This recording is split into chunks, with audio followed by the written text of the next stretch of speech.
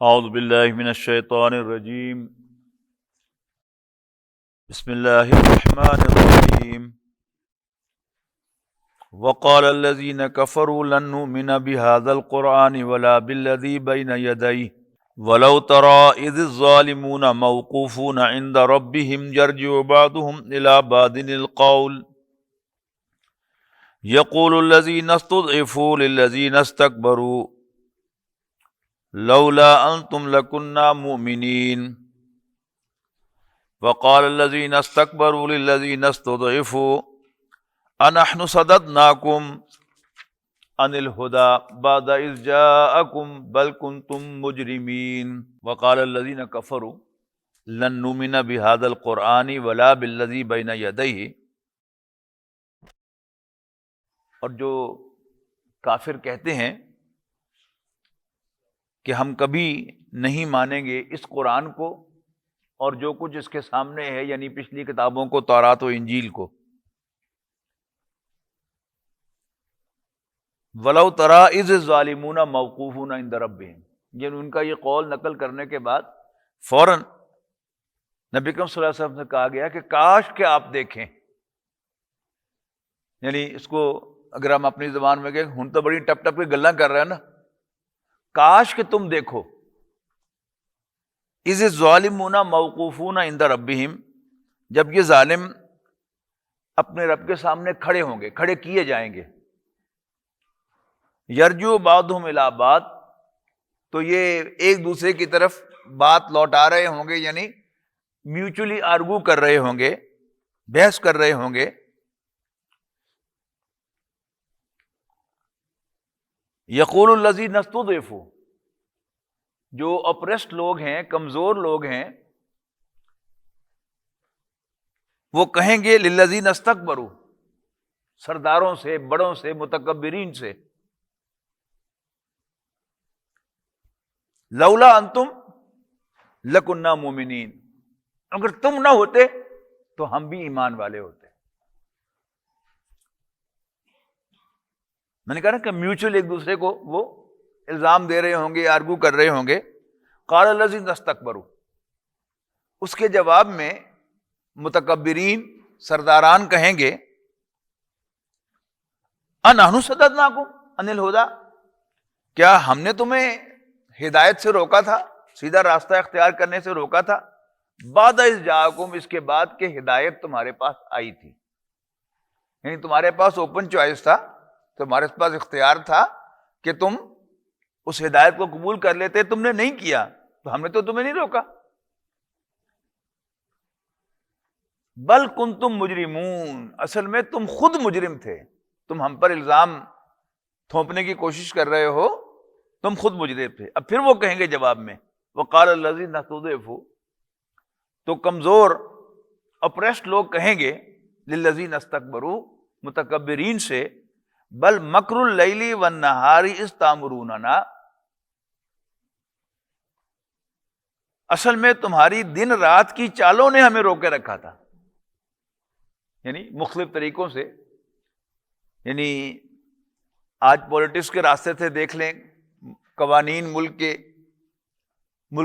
کے اندر رسم و رواج، پھر میڈیا کو دیکھ لیں، یعنی مختلف جو گروپس ہیں، یعنی آج کے پاورفل گروپس جو ہیں وہ افراد نہیں ہیں بلکہ مختلف چینلز ہیں جن کے ذریعے سے انسانوں کو گمراہ کیا جاتا ہے.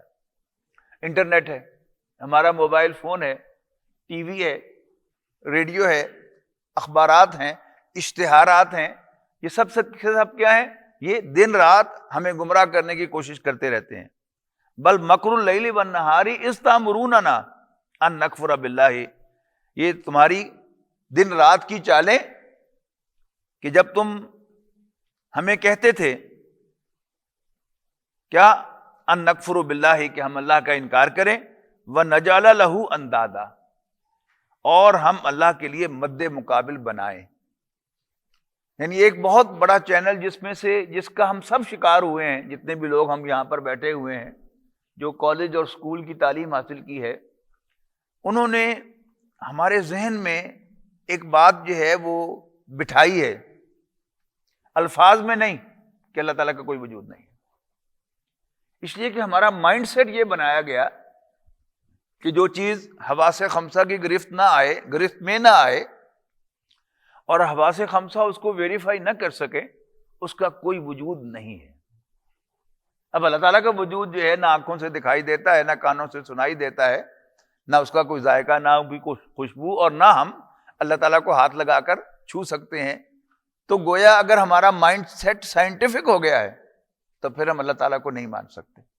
تو براہ راست نہیں کہا انہوں نے، لیکن بہرحال اس تامروننا، تمہاری صبح و شام کی چالیں جب تم ہمیں کہہ رہے تھے کہ ہم اللہ کا انکار کر دیں، وَنَجْعَلَ لَهُ اندادا، اور اس کے مد مقابل بنائیں، وَأَسَرُّوا النَّدَامَةَ لَمَّا رَأَوُا الْعَذَابَ، اور جب وہ عذاب کو دیکھیں گے تو وہ شرمندہ ہوں گے۔ وَجَعَلْنَا الْأَغْلَالَ فِي أَعْنَاقِ الَّذِينَ كَفَرُوا، اور ہم کافروں کی گردنوں میں توق ڈال دیں گے۔ هَلْ يُجْزَوْنَ إِلَّا مَا كَانُوا يَعْمَلُونَ، کیا انہیں اپنی ہی کرتوتوں کی سزا نہیں مل رہی ہوگی؟ ان پر کوئی زیادتی نہیں ہوگی کہ ان کے گردنوں میں یہ توق ڈالے گئے ہیں، یا انہیں اگر جہنم میں ڈالا جاتا ہے تو یہ کوئی زیادتی نہیں ہوگی، یہ ان کی اپنی کرتوتوں کی وجہ سے ہوگا۔ وَمَا أَرْسَلْنَا فِي قَرْيَةٍ مِّن نَذِيرٍ، اور نہیں بھیجا ہم نے کسی بستی میں کوئی خبردار کرنے والا، إِلَّا قَالَ مُتْرَفُوهَا، مگر یہ کہ اس کے جو کھاتے پیتے لوگ تھے اس بستی کے، وہ کہنے لگے اِنَّا بِمَا أُرْسِلْتُمْ بِهِ كَافِرُونَ، جو کچھ بھی تم لے کے آئے ہو ہم اس کا انکار کرتے ہیں، یہ ڈٹائی کے ساتھ، اکڑ کے ساتھ کہ اسی تیری گل نہیں جو بننی۔ وَقَالُوا نَحْنُ أَكْثَرُ أَمْوَالًا وَأَوْلَادًا، اور وہ کہنے لگے کہ ہم کثرت رکھتے ہیں مال اور اولاد میں، وَمَا نَحْنُ بِمُعَذَّبِينَ، اور ہم عذاب میں مبتلا نہیں کیے جائیں گے۔ یعنی ظاہر بات ہے کہ نبی جو ہے وہ اچھے اونچے گھرانے کا ضرور ہوتا ہے، لیکن وہ مال کے اعتبار سے اور اولاد کے اعتبار سے وہ ان بڑوں کے مقابلے میں کثرت میں نہیں ہوتا، الا ماشاء اللہ حضرت داؤد علیہ السلام، ہم نے پچھلی نشستوں میں ان کا تذکرہ پڑھا، حضرت سلیمان، حضرت داؤد۔ لیکن عام طور پر کیا ہوتا ہے کہ انبیاء کرام جو ہیں وہ ایک مڈل کلاس سے تعلق رکھتے ہیں، خاندان ان کا اونچا ہوتا ہے، لیکن مالی اعتبار سے وہ ایفلوئنٹ لوگوں میں شامل نہیں ہوتے، اور جو بھی ایفلوئنٹ لوگ ہوتے ہیں وہ اپنے مال کی دھونس جو ہے وہ ان پر جماتے رہتے ہیں۔ تو وقالو، اور وہ کہتے ہیں نحنو اکثر اموالا و اولادا، ہم مال اور اولاد سے تم سے زیادہ کثرت رکھتے ہیں، وما نحن بمعذبین، لہذا ہمیں عذاب نہیں ہوگا۔ اور یہ ہمارا آج کا بھی آبزرویشن ہے کہ جو مالدار آدمی ہے وہ ہر چیز، یہاں تک کہ انصاف بھی خرید سکتا ہے۔ کچھ کہنے کی حاجت نہیں ہے کہ ہمارے ملک میں انصاف بھی باقاعدہ بکتا ہے، اور جو پیسہ خرچ کرتا ہے وہ بڑے سے بڑے جج کو بھی خرید سکتا ہے، وہ بڑے سے بڑے افسر کو بھی خرید سکتا ہے، یعنی سب کچھ اس کا ہے بالفعل۔ لیکن بہرحال نبی ایک بات کہہ رہا ہوتا ہے کہ یہ سب عارضی ہے، اصل طاقت اللہ تعالیٰ کی طاقت ہے، لیکن وہ اس کو ڈٹائی کے ساتھ انکار کرتے ہیں کہ جو کچھ بھی تم لے کے آئے ہو ہم اس کا انکار کرتے ہیں۔ قل ان ربی یبسط الرزق لمن یشاء ویقدر، اے نبی صاف صاف کہو ان سے کہ جو مال تمہارے پاس ہے یہ تمہارا اپنا کمایا ہوا نہیں ہے، اللہ تعالیٰ کی تقسیم ہے۔ اللہ تعالیٰ جس کو چاہتا ہے اس کو وسعت عطا کرتا ہے۔ بسط کہتے ہیں کھولنے کو، اور قبض کہتے ہیں بند کرنے کو، اور قبضہ مٹھی کو بھی کہتے ہیں، کہ اللہ تعالیٰ جس کے لیے چاہتا ہے رزق کو کشادہ کر دیتا ہے۔ اور وَيَقْدِرُ، اور قدر کے معنی اندازہ۔ تو قرآن مجید یہ نہیں کہتا کہ جس کے لیے چاہتا ہے رزق کھول دیتا ہے، جس کے لیے تنگ کر دیتا ہے، بلکہ اس کے مقابلے میں قرآن مجید میں آپ کو ملے گا وَيَقْدِرُ، اور جس کو چاہتا ہے اندازے سے دیتا ہے۔ جب بھی ناپ تول پر کر کوئی چیز دی جائے گی تو وہ کم ہوگی، اور جب کھلی دے دی جائے تو وہ زیادہ ہوگی۔ تو یہ ایک محاورے کا انداز ہے لیکن مراد اس سے وہی ہے کہ اللہ تعالیٰ جس کے لیے چاہتا ہے رزق کو کشادہ کرتا ہے اور جس کے لیے چاہتا ہے تنگ کر دیتا ہے. ہمارا محاورہ یہی ہے. وَلَٰكِنَّ أَكْثَرَ النَّاسِ لَا يَعْلَمُونَ. لیکن اکثر لوگ اس بات کو نہیں جانتے، یہاں مراد ہے اس بات کو نہیں سمجھتے. وَمَا أَمْوَالُكُمْ وَلَا أَوْلَادُكُمْ. پہلے بھی کئی دفعہ تذکرہ ہوا کہ عام طور پر جو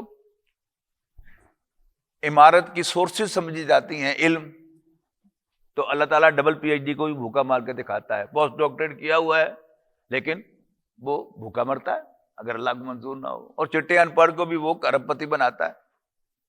آپ چلے جائیں منگمری بازار میں چلے جائیں، یعنی اپنے دستخط بھی نہیں کر سکتا لیکن روزانہ کروڑوں کا کاروبار کر کے وہ 2-3 گھنٹوں کے اندر اٹھتا ہے. اللہ تعالیٰ کی دین ہے. اسی طرح سمجھدار آدمی، ذہین آدمی، کاروبار کیا ہے؟ ذہانت ہی کا نام ہے نا، کہ کس چیز کا کاروبار کرنا ہے، کہاں سے مال خریدنا ہے، کب خریدنا ہے، کب بیچنا ہے، کہاں بیچنا ہے. یہ فیصلے جو ہیں عام طور پر سمجھا جاتا ہے کہ اگر آپ کے یہ فیصلے صحیح ہوں تو آپ ایفلوئنٹ ہوں گے اور مالدار ہوں گے. لیکن اللہ تعالیٰ دکھاتا ہے، یعنی ہماری مارکیٹس میں ایک جملہ میں نے پہلے بھی کئی دفعہ سنایا ہے، آپ نے بھی سن رکھا ہوگا کہ فلاں بندہ مٹی کو بھی ہاتھ لگائے تو سونا بن جاتا ہے. بڑا خوش قسمت آدمی ہے. اور کسی دوسرے کے بارے میں بھی آپ نے سنا ہوگا کہ وہ سونے کو بھی ہاتھ لگائے تو مٹی بن جاتا ہے. تو یہ اصل میں جو دینے والا ہے وہ اللہ ہے. اس میں یہ بات بھی پیش نظر رہنی چاہیے کہ عام طور پر ایک بات جو ہے وہ پڑھائی جاتی ہے کہ honesty is the best policy. اور اگر آپ آنیسٹلی کام کریں گے تو آپ کی ساکھ بن جائے گی اور پھر گاہکوں کی لائن لگ جائے گی آپ کے لیے. یہ بھی ہمیشہ نہیں ہوتا. آپ جب 1 نمبر کام کریں گے، 2 نمبری نہیں کریں گے تو آپ کبھی بھی ریٹس میں کمپیٹ نہیں کر سکتے 2 نمبروں سے. جو 2 نمبری کرتا ہے وہ ریٹ اتنا زیادہ جو ہے وہ اپنے گاہک کو آفر کرے گا کہ گاہک جو ہے وہ بہرحال ٹیمپٹڈ محسوس کرے گا کہ میں خام خواہ وہ لوں، میں یہ کیوں نہ لے لوں.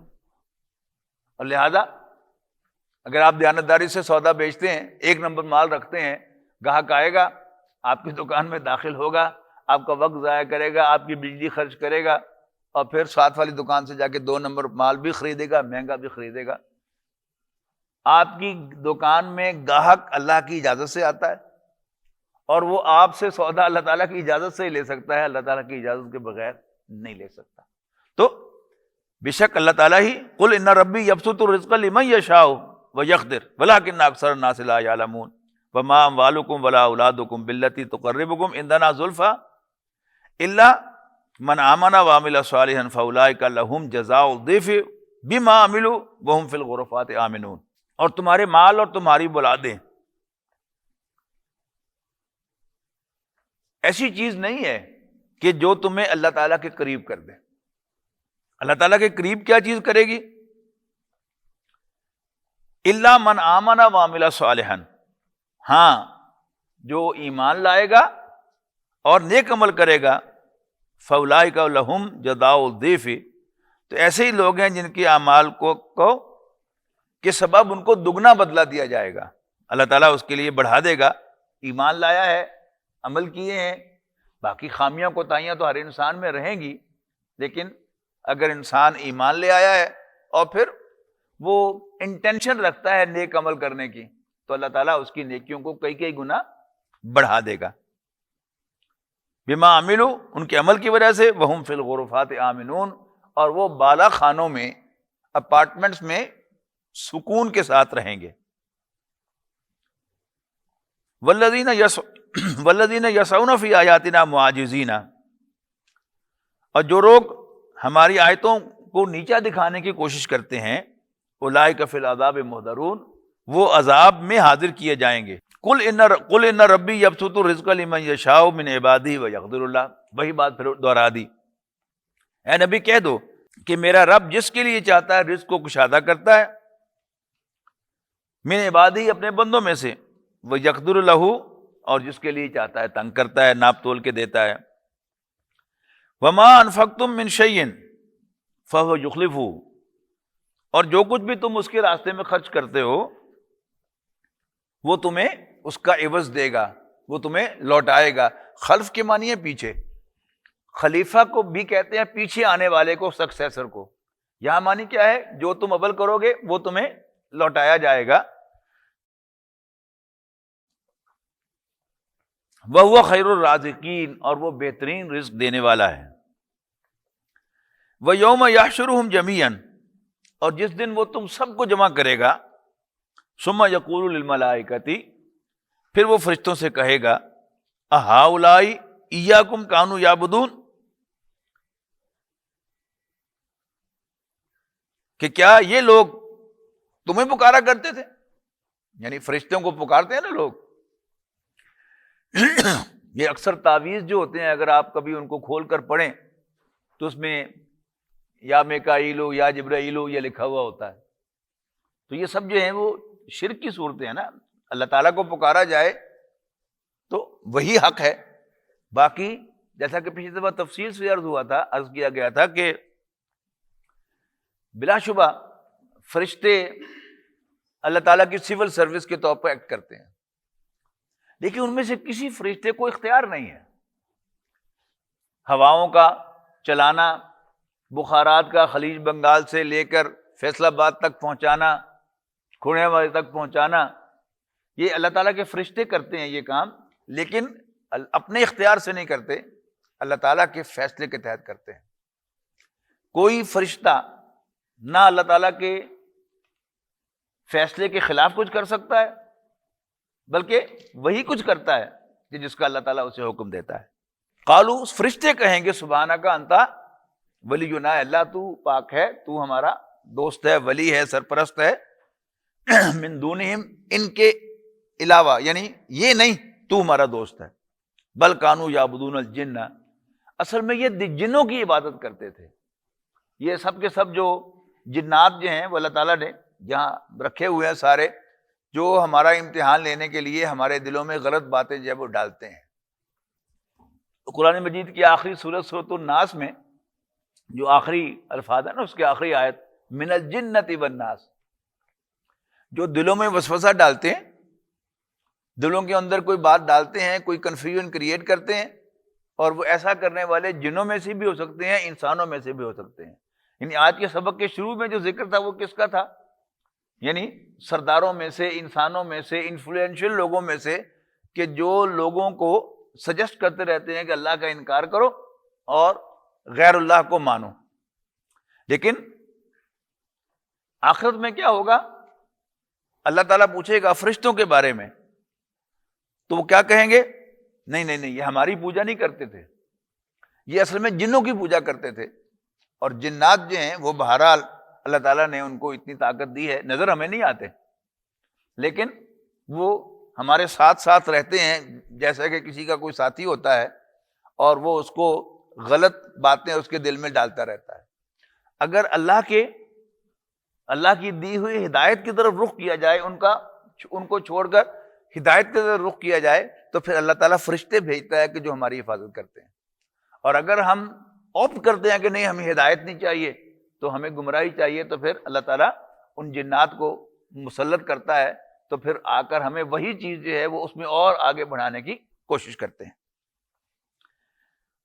فَالْيَوْمَ لَا يَمْلِكُ بَعْضُكُمْ لِبَعْضٍ نَفْعًا وَلَا ضَرًّا، کیونکہ یہ نقشہ جو ہے وہ آخرت کا ہے کہ جب اللہ تعالیٰ کے سامنے پیش کیے جائیں گے تو اس دن کہا جائے گا فَالْيَوْمَ لَا يَمْلِكُ بَعْضُكُمْ لِبَعْضٍ نَفْعًا وَلَا ضَرًّا.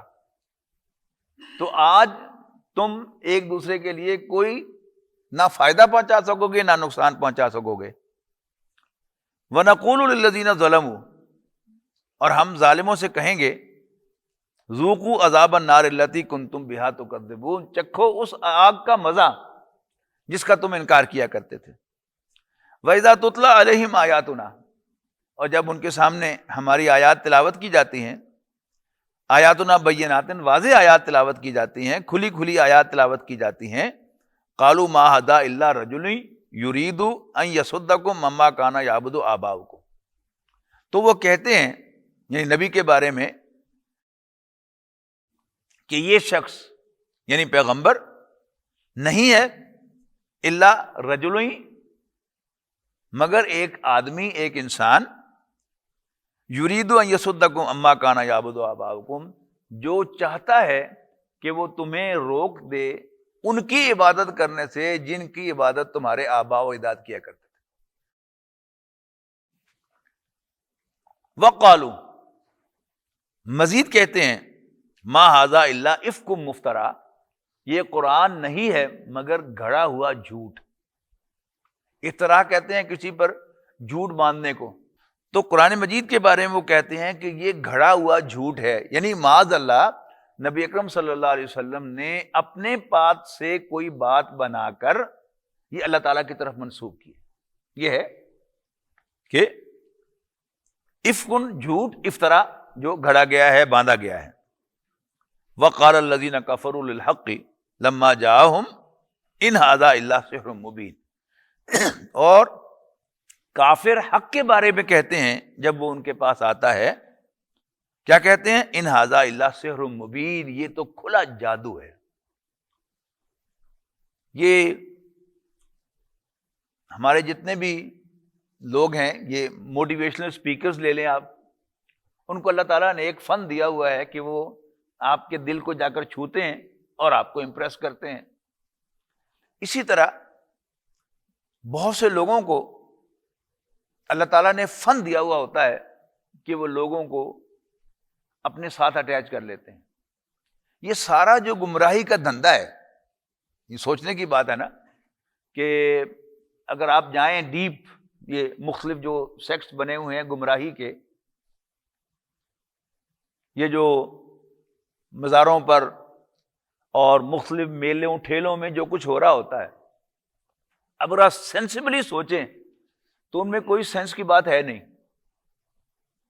لیکن کیا وجہ ہے کہ لوگ جو ہیں وہ بھاگے چلے جا رہے ہیں؟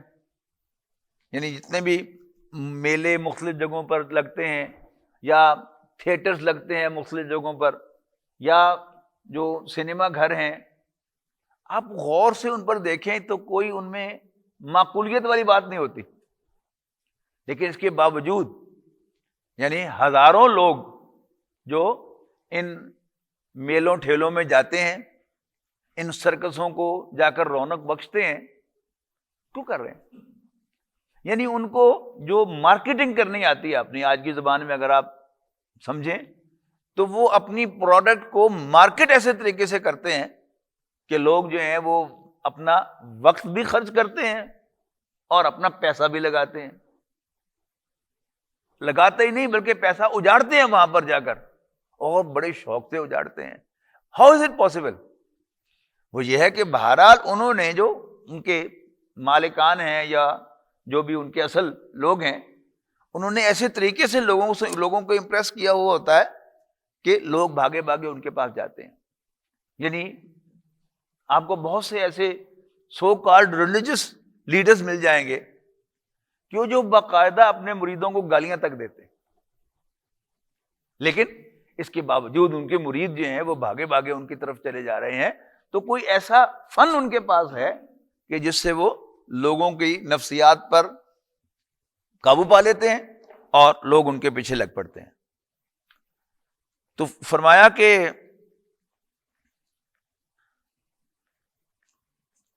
تو وہ یہ کہتے ہیں کس کے بارے میں؟ قرآن مجید کے بارے میں اور پچھلی کتابوں کے بارے میں کہ یہ سحر ہے کہ جو لوگوں پر حاوی ہو جاتا ہے اور لوگ اس کا پیچھا کرتے ہیں۔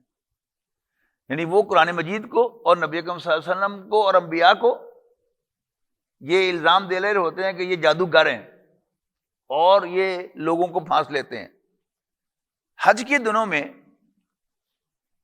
ابو لہب، نبی اکرم صلی اللہ علیہ وسلم کا چچا، نبی اکرم صلی اللہ علیہ وسلم کے پیچھے پیچھے چلتا رہتا تھا، اس لیے کہ حج کے زمانے میں پورے عرب سے لوگ آتے تھے حج کرنے کے لیے، اور نبی اکرم صلی اللہ علیہ وسلم ان سے ملاقات کرنے کی کوشش کرتے تھے کہ میں اپنا تعارف کراؤں کہ میں اللہ کا رسول ہوں، انہیں قرآن مجید کی آیات سناؤں۔ لیکن جس سے نبی اکرم صلی اللہ علیہ وسلم بات کرنے لگتے، یہ پیچھے سے بول پڑتا تھا بدبخت، کوئی یہ جادوگر ہے تم پر جادو کر دے گا، اور وہ شخص جو ہے وہاں دور بھاگ جاتا تھا نبی اکرم صلی اللہ علیہ وسلم سے۔ اس لیے کہ بہرحال قریش یہ تو دیکھتے تھے نا کہ نبی اکرم صلی اللہ علیہ وسلم کی بات میں اثر ہے، he can impress the people.